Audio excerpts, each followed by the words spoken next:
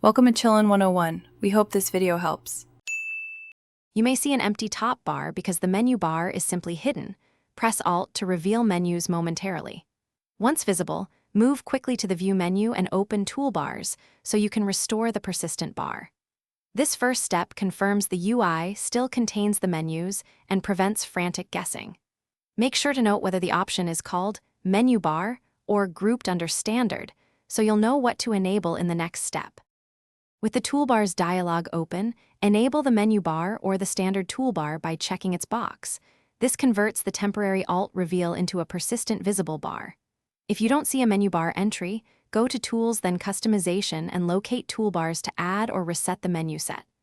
Once checked, the bar should appear immediately. If it looks off, drag it into place at the top. Make sure to save or apply settings so they persist across sessions. Finish by closing dialogues and checking that the menu bar stays visible in normal mode. Restart CorelDRAW to ensure persistence. If the bar vanishes again, reset your workspace to defaults via Tools Options or Workspace Reset to Default. This often restores toolbar configurations. If resetting fails, run a repair or reinstall of CorelDRAW X6 as a last resort. Quick troubleshooting tip: if none of this works,